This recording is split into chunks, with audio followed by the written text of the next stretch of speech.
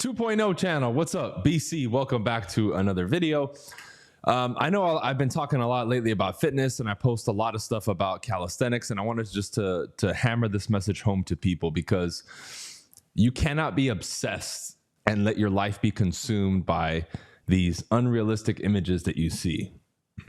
I get it, right? The bodybuilding, the magazine, everyone's like, oh, I'm 5% body fat, this and that, I'm 8%, I'm this and that. Look, that shit very quick can turn into an issue. It can turn into improper diet balance, dogmatic approaches to diet, right? And extremism that you don't really want.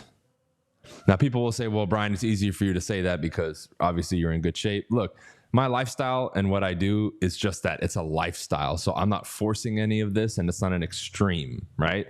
I'm not extreme dieting or this and that. I'm just really active. I've always been an athlete my whole life, and I've bred and built these principles into me. But even if I wasn't as ripped as I am now, and I'm not as ripped as I was when I was, 18, 20, 22, right? I'm almost 40 now, but it doesn't matter because I'm still active and I'm still functional as an athlete. So the whole point of this video is to not just obsessed about being ripped and looking a certain way in the mirror. Make sure that there's a functionality behind what you guys are doing, right? Why are you changing your diet? Why are you doing this? Is it to feel better? Great. If you feel better, then good. And you can always strive to get better.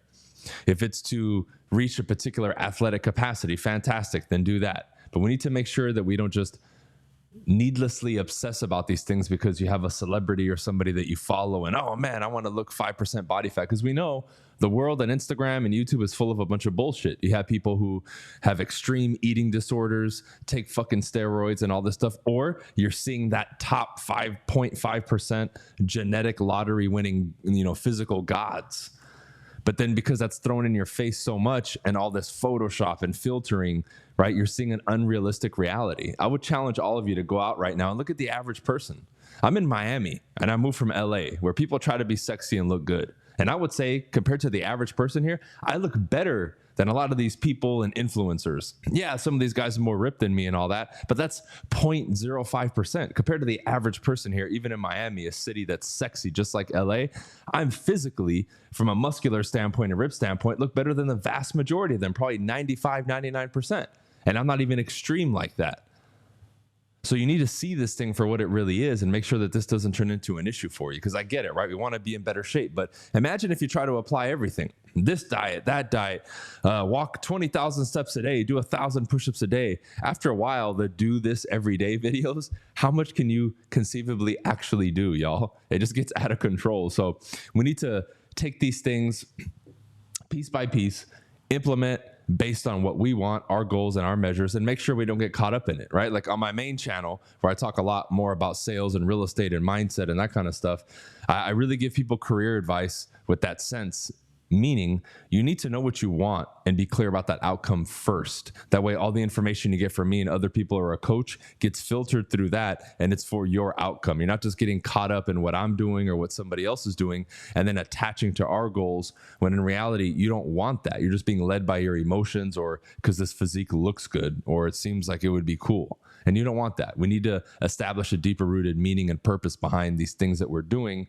That way, once it steps over into what's called implementation and the actual doing of it, now you're going to be in a much better position and you're going to be able to execute, have the longevity, not worry about motivation and all that other stuff. Okay. So make sure, guys, make sure that you're not obsessing with this low body fat stuff or this particular thing, because at the end of the day, if you put too much, like you need to do 20,000 things every day, you're just not going to do it, right? And the purpose behind it is weak and it's unclear. So do it for you, do it for the reasons that you want, whether it's athletic function or whatever it is. And then if at some point you want to take it to that extreme and get crazy ripped, cool. But make sure it's something that you want and it's not just being led by emotions or your favorite influencer, okay? I wanted to keep this one short and sweet. Have a good weekend, y'all, and we'll see you on the next video, all right? Peace.